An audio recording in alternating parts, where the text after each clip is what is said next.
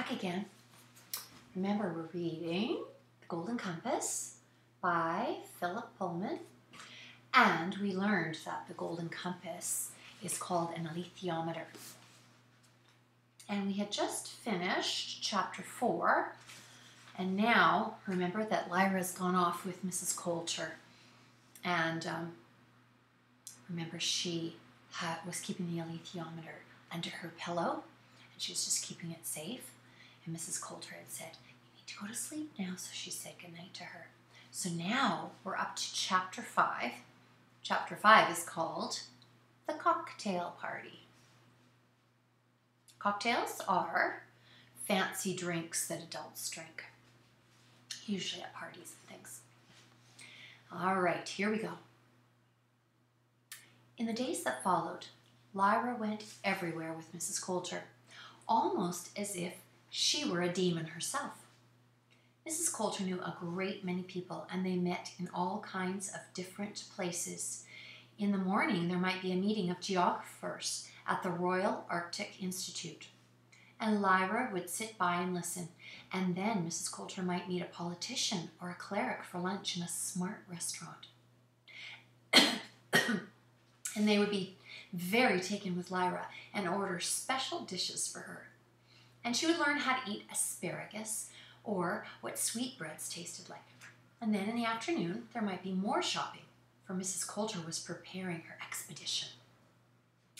And there were furs and oilskins and waterproof boots to buy, as well as sleeping bags and knives and drawing instruments that delighted Lyra's heart. After that, they might go to tea and meet some ladies that were as well dressed as Mrs. Coulter, if not so beautiful or accomplished, but women so unlike female scholars or Egyptian boat mothers or college servants as almost to be a new sex altogether. Ones with dangerous powers and qualities such as elegance and charm and grace. Lyra would be dressed up prettily for those occasions. And the ladies would pamper her and include her in their graceful, delicate talk, which was all about people. This artist or that politician or those lovers. And when the evening came, Mrs. Coulter might take Lyra to the theater, and again there'd be lots of glamorous people to talk to and be admired by, for it seemed that Mrs. Coulter knew everyone important in London. In the intervals between all these other activities, Mrs. Coulter would teach her the rudiments of geography and mathematics.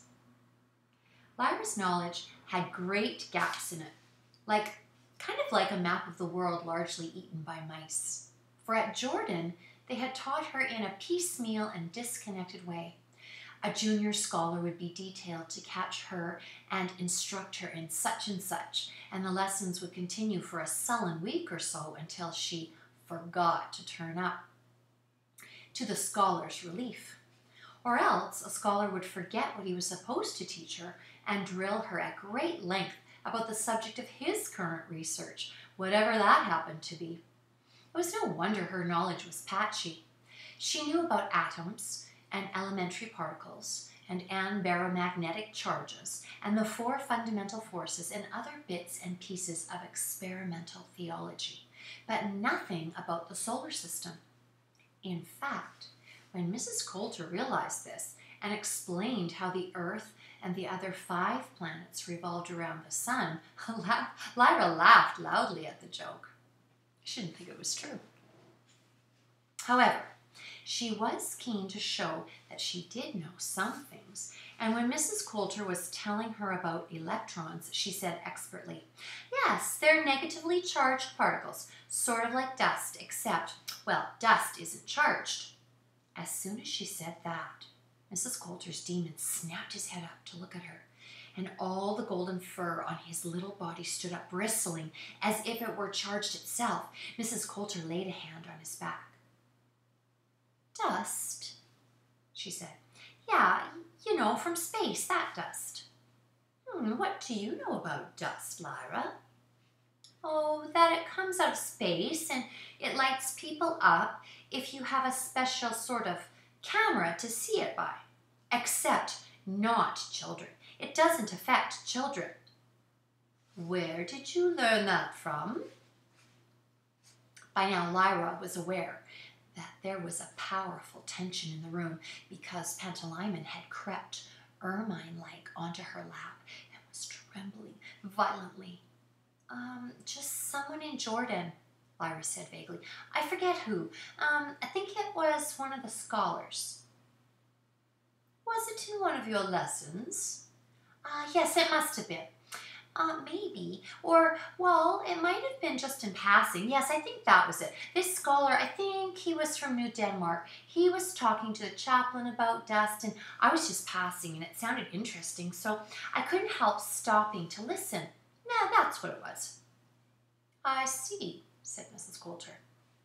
Is it right what he told me? Did I get it wrong? Well, I don't know. I'm sure you know much more than I do. Let's get back to those electrons. Later, Pantalaimon said, You know, when all the fur stood up on her demon, well, I was behind him, and she grabbed his fur so tight, her knuckles went white. You couldn't see. It was a long time till his fur went down. I think he was going to leap at you. That was strange, no doubt, but neither of them knew what to make of it. And finally, there were other kinds of lessons so gently and subtly given that they didn't feel like lessons at all. How to wash one's own hair, how to judge which color suited one, how to say no in such a charming way that no offense was given, how to put on lipstick, powder, scent. To be sure, Mrs. Coulter didn't teach Lyra the latter arts directly, but she knew Lyra was watching when she made herself up, and she took care to let Lyra see where she kept the cosmetics and to allow her time on her own to explore and try them out for herself. Time passed, and autumn began to change into winter. From time to time, Lyra thought of Jordan College, but it seemed small and quiet compared to the busy life she led now. Every so often she thought of Roger, too, felt uneasy. But there was an opera to go to, or a new dress to wear, or the Royal Arctic Institute to visit, and then she forgot him again. When Lyra had been living there for 6 weeks or so, Mrs. Coulter decided to hold a cocktail party. Lyra had the impression that there was something to celebrate, though Mrs. Coulter never said what it was. She ordered flowers, she discussed canapes and drinks with the caterer, and she spent a whole evening with Lyra deciding whom to invite. We must have the Archbishop. I couldn't afford to leave him out, though he's the most hateful old snob. Lord Boreal is in town, he'll be fun, and the Princess Postnikova. Do you think it would be right to invite Eric Anderson? I wonder if it's about time to take him up. Eric Anderson was the latest fashionable dancer. Lyra had no idea what take him up meant, but she enjoyed giving her opinion nonetheless. She dutifully wrote down all the names Mrs. Coulter suggested, spelling them atrociously, and then crossing them out when Mrs. Coulter decided against them after all. When Lyra went to bed, Pantalaimon whispered from the pillow, She's never going north. She's going to keep us here forever. When are we going to run away? She is, Lyra whispered back. You just don't like her. Well, that's hard luck. I like her. And why would she be teaching us navigation and all that if she wasn't going to take us north? To stop you getting impatient, that's why. You don't really want to stand around at the cocktail party after all, being sweet and pretty. She's just making a pet of you. Lyra turned her back and closed her eyes. But what Pantalaimon said was true. She had been feeling confined and cramped by this polite life, however luxurious it was. She would have given anything for a day with Roger and her Oxford ragamuffin friends, with a battle in the clay beds and a race along the canal. The one thing that kept her polite and attentive to Mrs. Coulter was that tantalizing hope of going north. Perhaps they would meet Lord Asriel. Perhaps he and Mrs. Coulter would fall in love, and they would get married and adopt Lyra and go and rescue Roger from the gobblers. On the afternoon of the cocktail party, Mrs. Coulter took Lyra to a fashionable hairdresser's where her stiff, dark blonde hair was softened and waved, and her nails were filed and polished, and where they even applied a little makeup to her eyes and lips to show her how to do it. Then they went to collect the new dress Mrs. Coulter had ordered for her and to buy some patent leather shoes, and then it was time to go back to the flat and check the flowers and get dressed. "Not the shoulder bag, dear," said Mrs. Coulter as Lyra came out of her bedroom glowing with a sense of her own prettiness. Lyra had been taking to wearing a little white leather shoulder bag everywhere so as to keep the alethiometer close at hand. Mrs. Coulter, loosening the cramped way that some of the roses had been bunched into a vase, saw that Lyra wasn't moving and glanced pointedly up to the door.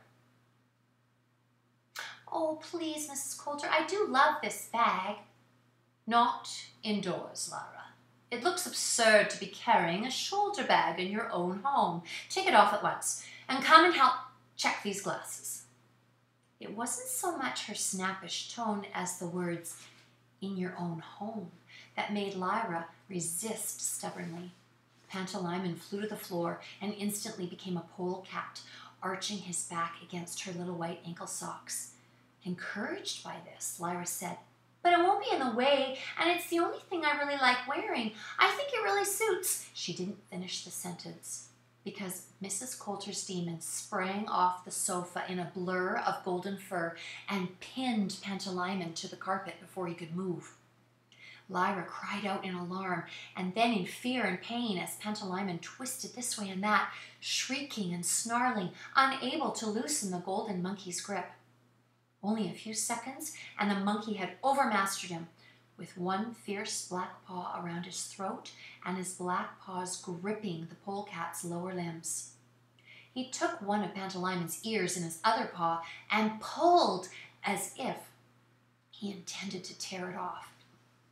Not angrily either, but with a cold, curious force that was horrifying to see and was even worse to feel. Lyra sobbed in terror. "Don't, please, stop hurting us." Mrs. Coulter looked up from her flowers. "Do as I tell you then," she said. "I promise." The golden monkey stepped away from Pantalaimon as if he were suddenly bored. Pantalaimon fled to Lyra at once, and she scooped him up to her face to kiss and gentle. "Now, Lyra, go, now," said Mrs. Coulter. Lyra turned her back abruptly and slammed into her bedroom, but no sooner had she banged the door shut behind her than it opened again. Mrs. Coulter was standing there only a foot or two away.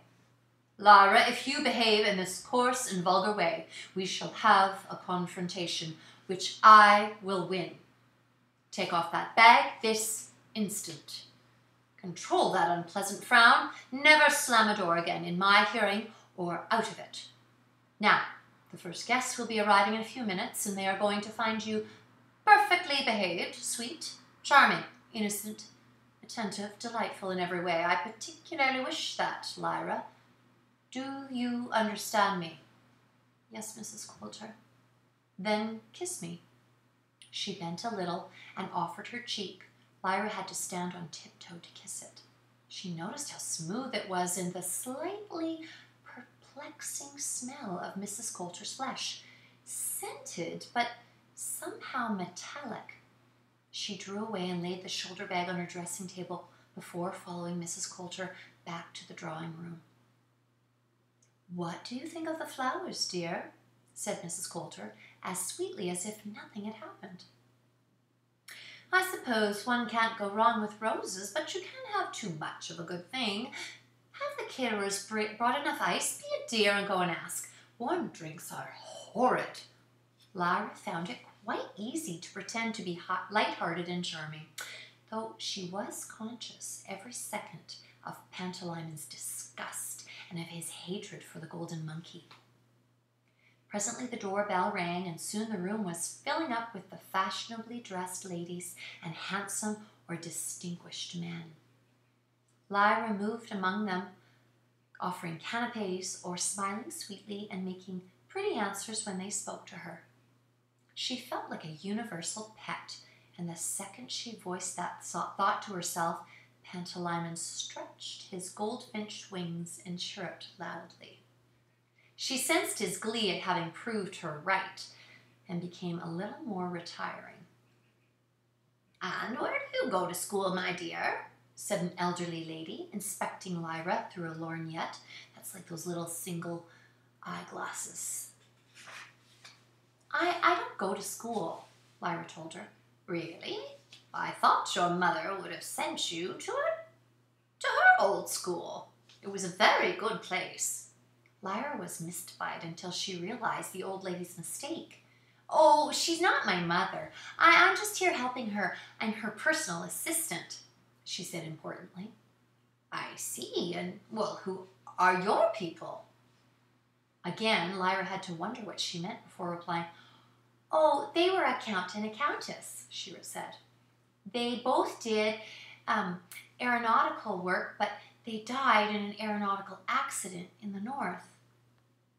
"Which count?" "Count Belacqua. He was Lord Asriel's brother." The old lady's demon, a scarlet macaw, shifted as if in irritation from one foot to another. The old lady was beginning to frown with curiosity, so Lyra smiled sweetly and she moved on. She was going past a group of men and one young woman near the large sofa when she heard the word dust.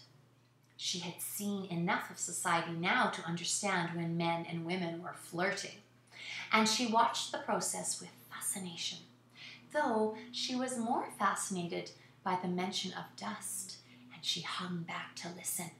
The men seemed to be scholars from the way the young woman was questioning them. Lyra took her to be a student of some kind. "It was discovered by a Muscovite. Stop me if you know this already," a middle-aged man was saying as the young woman gazed at him in admiration. "A man called Rusakov, and they're usually called Rusakov particles after him. Elementary particles that don't interact in any way with others. Very hard to detect. But the extraordinary thing is that, well, they seem to be attracted to human beings." "Really?" said the young woman, wide-eyed. "And even more extraordinary," he went on, "some human beings more than others. Adults attract it, but not children. At least, not much, and not until adolescence. In fact, that's the very reason—" His voice dropped, and he moved closer to the young woman, putting his hand confidentially on her shoulder. "That's the very reason the oblation board was set up, as our good hostess here could tell you." "Really? Is she involved with the oblation board?" "My dear, she is the oblation board. It's entirely her own project." The man was about to tell her more when he caught sight of Lyra. She stared back at him unblinkingly, and perhaps he had had a little too much to drink, or perhaps he was keen to impress the young woman, for he said, "This little lady here knows all about it, I'll be bound. You're safe from the oblation board, aren't you, my dear?" "Oh, yes," said Lyra. "I'm safe from everyone here. Where I used to live in Oxford, there was all kinds of dangerous things. There was Egyptians. They'd take kids and sell them to Turks for slaves. And on Port Meadow at the full moon, there's a werewolf that comes out from the old nunnery at Godstow. I heard him howling once. And there's the gobblers." "That's what I mean," the man said. "That's what they call the oblation board, don't they?" Lyra felt Pantalaimon tremble suddenly, but he was on his best behavior. The demons of the two grown-ups, a cat and a butterfly, didn't seem to notice. "Gobblers?" said the young woman. "What a peculiar name. Why do they call them gobblers?" Lyra was about to tell her one of the blood-curdling stories she'd made up to frighten the Oxford kids with, but the man was already speaking. "Oh, from the initials, you see. General Oblation Board. G-O-B. Very old idea, as a matter of fact. In the Middle Ages, Parents would give their children to the church to be monks or nuns, and, well, the unfortunate brats were also known as oblates.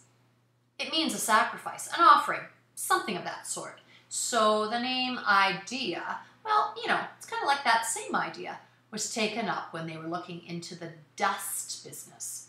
As our little friend probably knows, why don't you go and talk to Lord Boreal?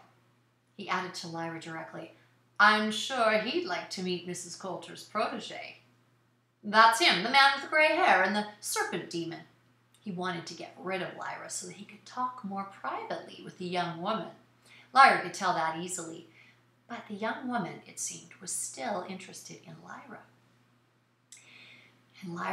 And so she slipped away from the man to talk to her. Stop a minute. What's your name? Lyra. I'm Adele Starminster. I'm a journalist. Could I have a quiet word? Thinking it only natural that people should wish to talk to her, Lyra said, Yes. The woman's butterfly demon rose into the air, casting about to the left and the right and fluttering down to a whisper something, at which Adele Starminster said, Come to the window seat. This was a favorite spot of Lyra's. It overlooked the river, and at this time of night, the lights across on the south bank were glittering brilliantly over their reflections in the black water of the high tide. A line of barges hauled by a tug moved upriver. Adele Starminster sat down and moved along the cushioned seat to make room.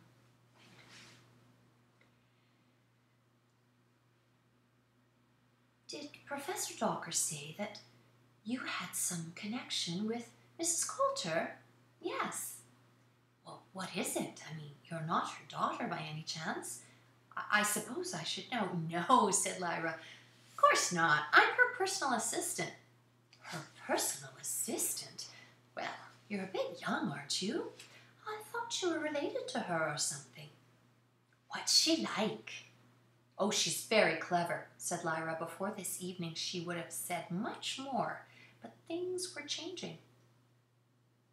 Yes, but personally, Adele Starminster said, I mean, is she friendly or impatient or what? Do you live here with her? What's she like in private? Oh, she's very nice, said Lyra stolidly. What sort of things do you do? How do you help her? I do calculations and all that, like for navigation.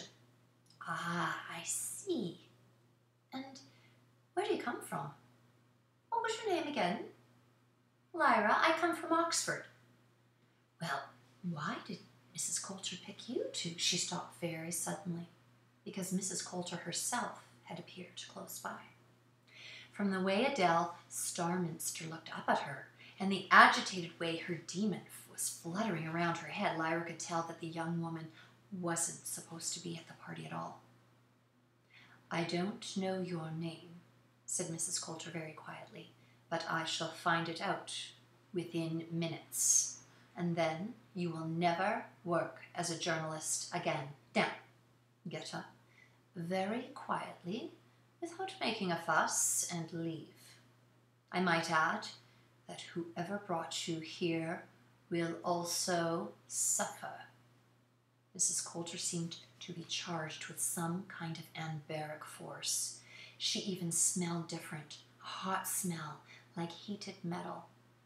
It just came right off of her body. Lyra had felt something of it earlier, but now she was seeing it directed at someone else, and poor Adele Starminster had no force to resist it.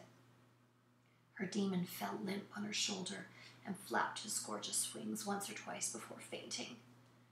And the woman herself seemed to be unable to stand upright fully. Moving in a slight, awkward crouch, she made her way through the press of loudly talking guests and out of the drawing-room door.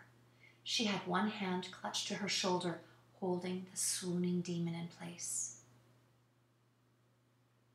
Well, said Mrs. Coulter to Lyra. I never told her anything important, Lyra said. What was she asking? Just about what I was doing and who I was and, stuff like that. As she said that, Lyra noticed that Mrs. Coulter was alone without her demon. How could that be?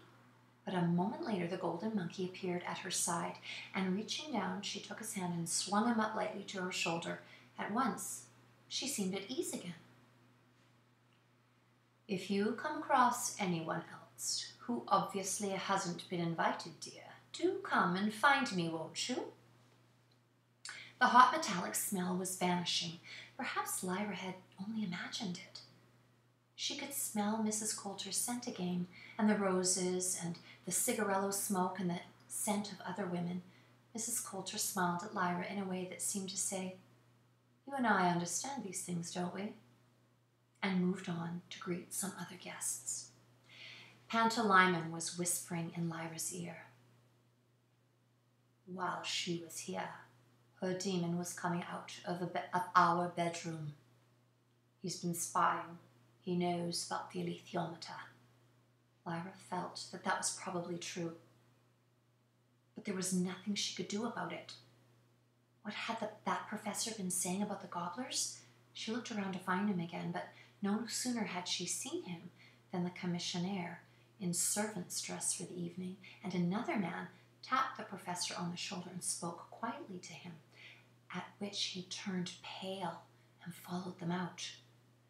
That took no more than a couple of seconds, and it was so discreetly done that hardly anyone noticed. But it left Lyra feeling anxious and exposed.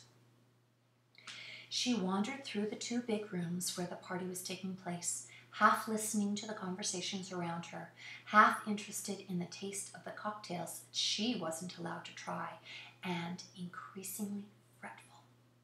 She wasn't aware that anyone was watching her until the commissionaire appeared at her side and bent to say, "Miss Lyra, the gentleman by the fireplace would like to speak to you. He's Lord Boreal, if you didn't know." Lyra looked up across the room.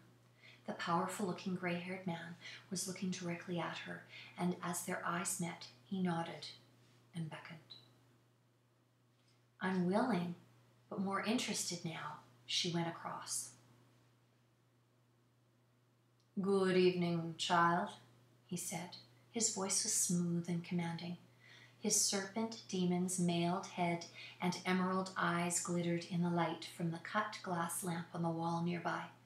"Good evening," said Lyra.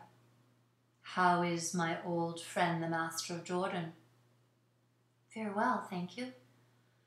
"Oh, I expect they were all sorry to say goodbye to you." "Yes, they were." "And is Mrs. Coulter keeping you busy? What is she teaching you?"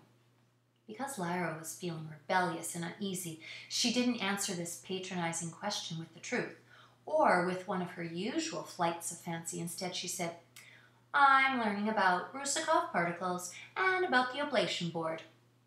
He seemed to become focused at once, in the same way that you could focus the beam of an anbaric lantern. All his attention streamed at her fiercely. "Suppose you tell me what you know," he said. "Well, they're doing experiments in the north," Lyra said. She was feeling reckless now. "Like Dr. Grumman." "Go on." "Well, they've got this special kind of photogram where you can see dust, and when you see a man, there's like all light coming to him, and there's none on a child. At least, not so much." "Did Mrs. Coulter show you a picture like that?" Lyra hesitated. This was not lying, but something else, and she wasn't practiced at it. "No," she said after a moment. I saw that one at Jordan College." "Who showed it to you?" "Well, he wasn't really showing it to me," Lyra admitted. "I was just passing and I saw it, and then my friend Roger was taken by the oblation board, but—" "Who showed you that picture?" "My Uncle Israel." "When?" "When he was in Jordan College last time." "I see. And what else have you been learning about? Did I hear you mention the oblation board?" "Yes, but I didn't hear about that from him. I heard it here," which was exactly true, she thought. He was looking at her narrowly. She gazed back with all the innocence she had. Finally he nodded. "Then Mrs. Coulter must have decided you were ready to help her in that work. Interesting, Have you taken part yet? No, said Lyra. What was he talking about? Pantalaimon was cleverly in his most inexpressive shape, a moth, and couldn't betray her feelings, and she was sure she could keep her own innocent face. And has she told you what happens to the children? No, she hasn't told me that. I only just know that it's about dust, and they're kind of like a sacrifice. Again, this wasn't exactly a lie, she thought. She had never said that Mrs. Coulter herself had told her about it. Sacrifice. It's a rather dramatic way of putting it. What's done is for their good as well as ours, and, of course, they all come to Mrs. Coulter willingly. That's why she's so valuable. They must want to take part, and what child could resist her? And if she's going to use you as well to bring them in, so much the better. I'm very pleased. He smiled at her in the way that Mrs. Coulter had, as if they were both in on a secret. She smiled politely back, and he turned away to talk to someone else. She and Pantalaimon could sense each other's horror. She wanted to go away by herself and talk to him. She wanted to leave the flat. She wanted to go back to Jordan College and her little shabby bedroom on staircase 12. She wanted to find Lord Asriel. And as if in answer to that last wish, she heard his name mentioned and wandered closer to the group, talking nearby with the pretext of helping him and also helping herself to a canapé from the plate on the table. A man in a bishop's purple was saying, "No, I don't think Lord Asriel will be troubling us for quite some time." "And where do you think he was being held?" "In the fortress of Svalbard, I'm told, guarded by Panzerbjorn, you know, those armoured bears. Formidable creatures. He won't escape from them if he lives to be 1,000. The fact is that I really think the way is clear, very nearly clear. The last experiments have confirmed what I always believed, that dust is an emanation from the dark principle itself, and do I detect Zoroastrian heresy? What used to be a heresy? And if we could isolate the dark principle... Svalbard, did you say? Armoured bears. The oblation board. The children don't suffer, I'm sure of it. Lord Asriel imprisoned? Lyra had heard enough. She turned away, and moving as quietly as the moth, Pantalaimon, she went into her bedroom and closed the door. The noise of the party was muffled at once. "Well," she whispered, and he became a goldfinch on her shoulder. "Are we going to run away?" he whispered back. "Of course. If we do it now, with all these people about, she might not notice for a while." "He will." Pantalaimon meant Mrs. Coulter's demon. When Lyra thought about this golden shape, she felt ill with fear. "I'll fight him this time," Pantalaimon said boldly. "I can change and he can't. I'll change so quickly he won't be able to keep hold. This time I'll win, you'll see." Lyra nodded distractedly. What should she wear? How could she get out without being seen? "You'll have to go and spy," she whispered. "As soon as it's clear, we'll have to run. Be a moth," she added. "Remember, the second there's no one looking." She opened the door a crack, and he crawled out, dark against the warm pink light in the corridor. Meanwhile, she hastily flung on the warmest clothes she had and stuffed some more into one of the coal silk bags from the fashionable shop they'd visited that very afternoon. Mrs. Coulter had given her money like sweets, and although she had spent it lavishly, there were still several sovereigns. Sovereigns are like coins. There were still several sovereigns left, which she put in the pocket of the dark wolfskin coat before tiptoeing to the door. Last of all, she packed the alethiometer in its black velvet cloth. Had that abominable monkey found it? He must have done.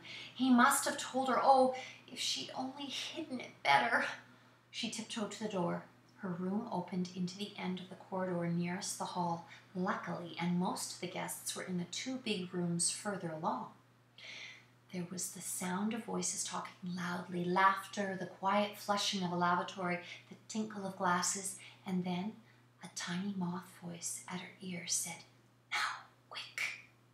She slipped through the door and into the hall, and in less than 3 seconds, she was opening the front door of the flat. A moment after that, she was through and pulling it quickly shut, and with Pantalaimon, a goldfinch again, she ran for the stairs and fled. Oh, it's getting so exciting. So it seems like Mrs. Coulter cannot be trusted after all. So the next chapter, I'll give you a sneak peek, is chapter 6, and it's called The Throwing Mets. I wonder what that's going to be about. It's getting very exciting, isn't it? Hope you enjoyed it. I'll see you back for chapter 6 of The Golden Compass. Bye-bye.